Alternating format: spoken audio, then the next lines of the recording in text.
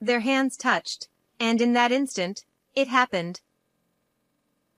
Get away from him right now. As soon as she shouted that, Sarah stared at her grandson as if she was seeing something terrifying. My son, John, was 5 years old, but this was the first time he was meeting his grandmother, Sarah. It was as if an electric current had passed through her. She quickly withdrew her hand. Of course, neither my husband nor I had any idea what was going on. What did she mean by get away from John? We had been looking forward to this meeting, so why would she say something so awful?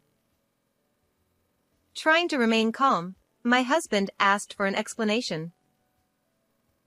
Mom, what's going on? Did John do something?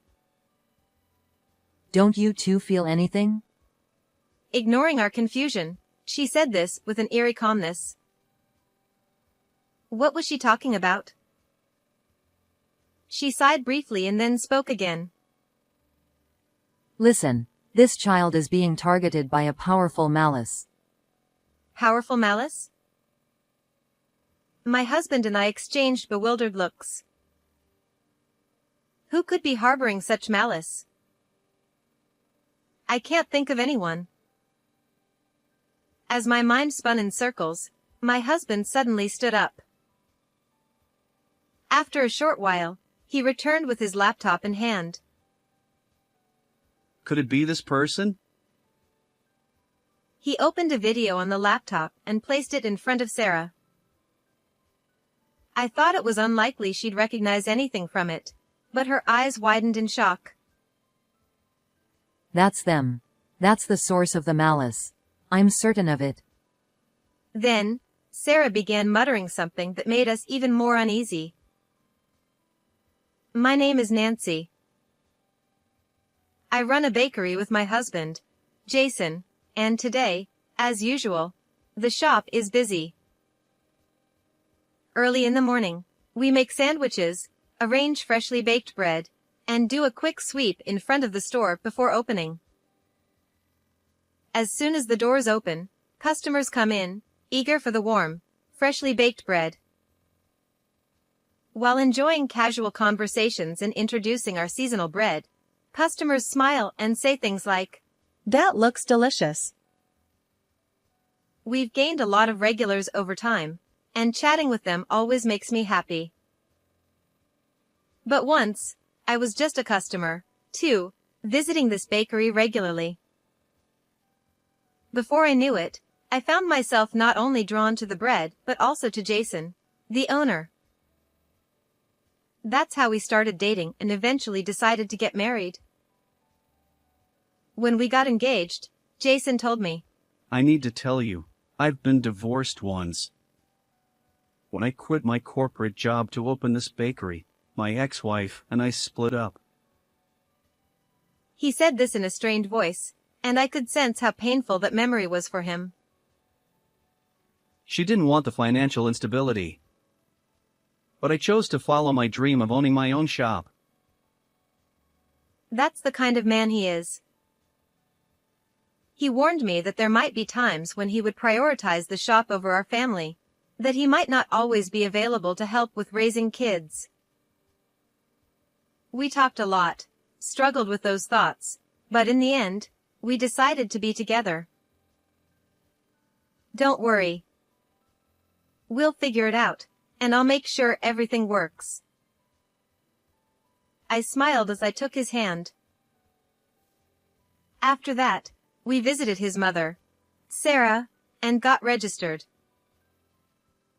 Jason and I were so full of happiness, convinced that no matter what came our way, we could overcome it. Sarah, my mother-in-law, is elderly, yet she lives alone in the countryside, far from where Jason and I live. According to Jason, Sarah has a strong spiritual sensitivity, and being around too many people exhausts her. I don't have any sense for things like spirits or the supernatural, so I don't really understand it. But as Sarah says, sometimes, it's better not to be able to feel those things. That's why she prefers to live in nature. And both my husband and I respect her wish. Even if my body isn't near you, I'm always watching over you with my heart. That was one of her favorite sayings. It was a strange sentiment, but somehow, it gave me comfort and reassurance. The year after we got married, my husband and I were blessed with a baby boy, whom we named John. Watching him grow day by day brings us endless joy. I feel like I want to capture every little change in a photo.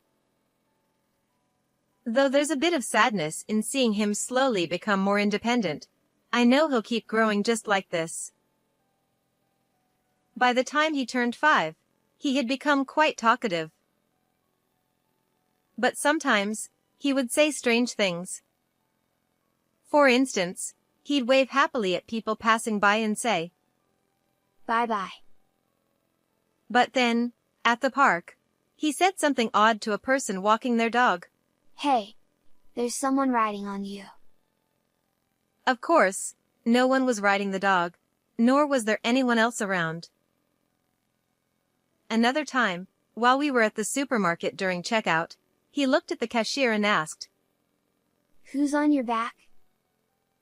The cashier was understandably confused and even seemed a little uncomfortable. His innocent smile only made things more unsettling for them. When I told Jason about this, he was shocked. Maybe he inherited my mom's gift. You mean it skipped a generation? Yeah. Maybe we shouldn't let him talk too much about it in public. Of course, it was impossible to control what he said at kindergarten, but we started encouraging him to zip your lips whenever we went out. Still, he was just a 5-year-old, and there were limits to what we could do. Even though he's my own child, there's something mysterious about him. If he inherited your mom's ability, maybe we should ask her for advice? John and Sarah have never met in person. When he was born, a severe illness was sweeping across the U.S., making it impossible for us to visit. Now that things have calmed down, I've been thinking we should reach out to Sarah soon. Around the same time that we were worrying about John's unusual comments, there were also some changes at Jason's bakery. It wasn't that sales were picking up or that we were getting media inquiries. Sadly, we started seeing negative comments about the bakery on social media. People claimed the bread was soggy, the sandwiches smelled, or that the owner had a bad attitude. Even Jason was troubled by it. I always serve freshly baked bread, so why are they saying this? And was my attitude really that bad?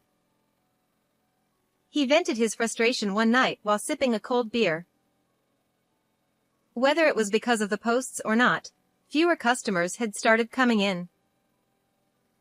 Of course, we had been using social media ourselves, posting about seasonal specials and running promotions, which had helped us build a customer base. But now, with these negative posts floating around, fewer people seemed interested in coming. In this era dominated by social media, customers sometimes trust what they read online more than their own experiences. I don't think we'll lose all our customers overnight, but things aren't looking good, and we need to turn this around somehow. One day, while I was sweeping in front of the store and getting ready to open, I noticed a garbage bag had been left there. Puzzled, I picked it up. What's this? Hoping it wasn't something dangerous or toxic, I peeked inside. It was just regular household food waste. Why would someone leave a bag of garbage here? Who would do this? Nancy, what's wrong? Did something happen? Jason came over, noticing me frozen in place. I told him someone had dumped a bag of food waste in front of the store, and he looked confused for a moment. But then he shrugged it off, smiling. Don't worry about it. It's probably just a mistake. Here's how you deal with it. He tossed the bag into the large dumpster behind the shop. Was it really nothing to worry about, like Jason said? As I stared at the silent dumpster, I couldn't shake the feeling that something bad was coming. A week later, it happened again. This time, there were 3 bags, and the smell was awful. Even Jason frowned at the sight. As he threw the bags into the dumpster, he muttered, This isn't a trash dump. The garbage kept appearing, and just as we were growing frustrated, strange things started happening to John. He suddenly began waking up at night, crying, or trembling in fear.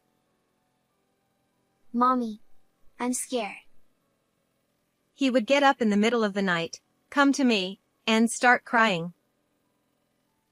He'd never done this before. What could be causing it? Did you have a bad dream?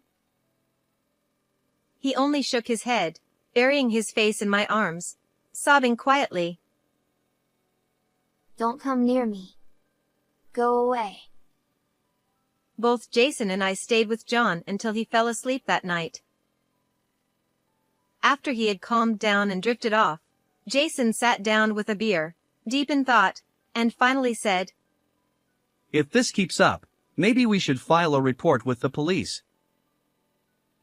About the garbage? But we'd already thrown it away, and no one had seen who was leaving it. I doubted the police would do much without evidence. After talking it over, we decided to install a small security camera outside the store to monitor the situation. At the same time, fewer customers were coming in, likely due to the negative comments on social media. Sales were low, and Jason seemed worn down. I wasn't sure how to lift his spirits. The only thing keeping us afloat was the loyalty of our regular customers. Let's focus on the people who support us, not the ones trying to bring us down. Nancy. Your bread is the best in the world. Isn't that right? I gave him an encouraging pat on the shoulder. Yeah, you were right. All right, let's try something new. A brand new bread. Suddenly, Jason's gloom disappeared, replaced by the same enthusiasm he always had when coming up with new ideas for the bakery. His eyes sparkled, just like when we first met, and he would dream up all sorts of bread during our dates. Nostalgia flooded over me as I watched him jot down ideas for new recipes, the table in our living room covered with notes and sketches. It reminded me of the early days of our relationship, and I couldn't help but smile. As if mocking us, it happened. A week later, someone spray-painted graffiti on the store wall. It was a poorly drawn character I vaguely recognized, alongside the words "terrible bread." Worse yet, it was done with paint, not something we could easily wash off. People passing by were just as shocked as we were, clearly disturbed by the sight. Since the store faced a busy street, there were always people around during the day, but at night, the area was quiet. It seemed no one had witnessed the graffiti being done. Jason stood there, his lips tightly sealed, his expression dark. He clenched his fists, radiating frustration. Even if they hate my bread, there are things you can and can't do. The security camera had captured a figure, but the footage was too dark, and the angle wasn't right to see their face clearly. Jason filed a report with the police, determined to get to the bottom of it. I won't let them get away with this. Strangely enough, after that, the garbage dumping and graffiti stopped. Perhaps the vandal had noticed the security camera while spray painting and decided to quit. It was likely the same person responsible for the trash bags too. However, the online harassment didn't stop. A little while later, on one of our days off, Sarah called Jason. Hello? The store's closed today, right? Yeah, but why? I've been worried about you both. Is it all right if I come visit? Wait, what? Suddenly? Both Jason and I were surprised. It was the first time Sarah had ever asked to visit us.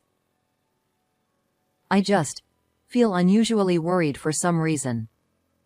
Though her reason was vague, we didn't mind. We told her it was fine, and Sarah took several trains to come see us. She arrived around 3 p.m., with a bright smile and some sweets in hand. It was the first time Sarah and John would meet.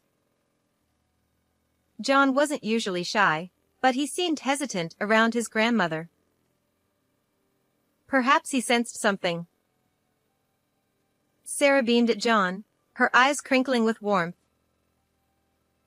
John, it's nice to meet you. I'm your grandma. John, acting as if she were a stranger, hid behind me, peeking out cautiously to watch her. We're meeting for the first time, aren't we?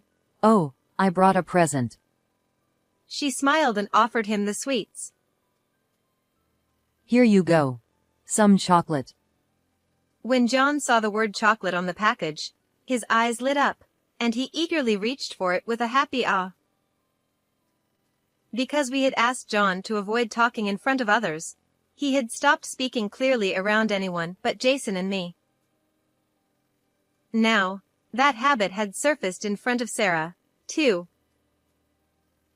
I'm sorry, he doesn't speak much yet.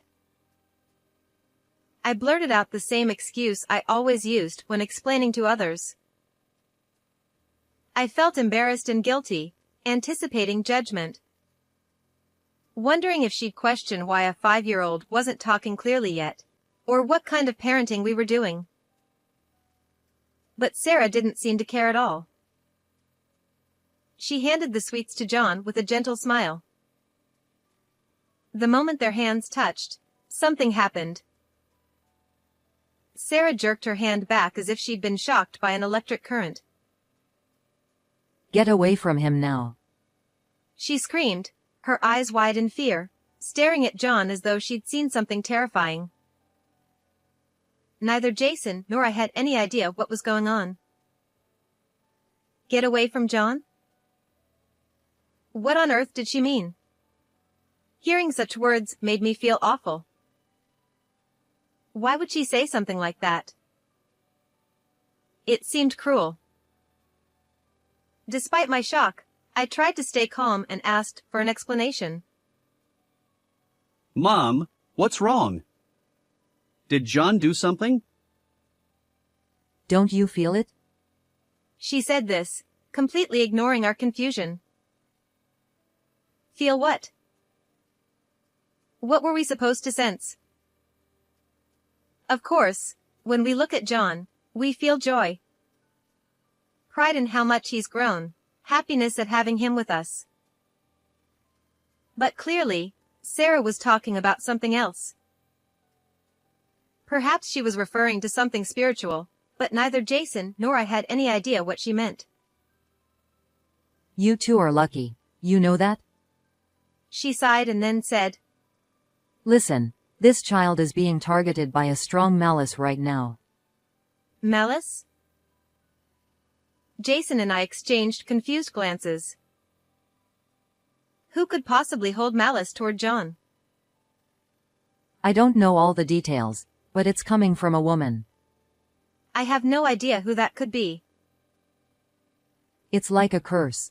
Are you sure you don't know? Who would hold such a grudge against us? Could it be someone from John's preschool? A fellow mom? I didn't want to believe it, but my mind raced with possibilities. As I was lost in thought, Jason suddenly stood up. When he returned, he was holding his laptop. Could it be this person? He opened the laptop in front of Sarah and clicked on a file. It was a saved video from the security cameras. He played the footage of the person spray painting the graffiti. Sarah stared intently at the screen. The video was dark, and the person wore black clothes and a black cap, their features hard to distinguish. The figure seemed small, but it wasn't clear if they were female. I didn't think Sarah could tell much from such vague footage, but then she widened her eyes in shock. It's her. That's the one radiating malice. I'm sure of it. I stared at her, dumbfounded, as Sarah started muttering to herself. This person. It's Amy, isn't it? Amy? Her? Jason looked at Sarah, his face filled with disbelief. Who was Amy? She's my ex-wife. Why now, after all this time? Wait, how can you tell it's her? From this footage? I can feel it. Her energy. I felt like I had stepped into a TV drama. People really do say they can sense these things? I was so stunned I couldn't close my mouth. Sarah reached into her bag and pulled out a small sachet, handing it to John. A sweet fragrance filled the air. This is a charm. It'll repel the malice. Keep it with you, okay? I couldn't help but wonder if something like this could really work, but John held the sachet up to his eye level and nodded seriously, clutching it tightly. Afterward, we spent some time chatting with Sarah and having tea. Throughout it all, John remained silent, gripping the sachet like his life depended on it. In the days that followed, the situation took a sudden turn. Not long after Sarah's visit, we received a call from the police. The officer handling our case had identified the culprit behind the spray paint vandalism and the malicious posts on social media. Yes. I understand. Thank you. When he hung up, Jason slumped in his seat, looking defeated. It turns out, the culprit was Amy. Both Jason and I were shocked. Just as Sarah had said, the person caught on the security camera had indeed been Amy. But why would she harass our shop like that? According to what Jason had told me, Amy had remarried after their divorce, to a wealthy man with a well-established family. It made no sense why she'd hold any grudges against Jason or the bakery. I don't know either. We'll talk more tonight. Since the call came during the day, we focused on running the bakery, though I couldn't stop thinking about Amy. Could she be trying to tear our family apart? The thought crossed my mind more than once. Thankfully, serving customers helped distract me from these troubling thoughts. That evening, after John had gone to bed, Jason grabbed a cold beer and some edamame, and began to share what he'd learned from the police. It turns out, Amy and her husband couldn't have kids. Amy had explained everything during the questioning. She had undergone fertility treatments, but nothing had worked. Tensions grew between her and her in-laws, who pressured her with comments like, "When will you have kids?" and "You're a failure as a wife." Gradually, Amy lost her confidence, and the situation became unbearable for her. Amid all this, she heard from someone, likely a mutual friend, that Jason had remarried. Jason assumed that same friend had mentioned John as well. How can Jason be so happy while I'm suffering like this?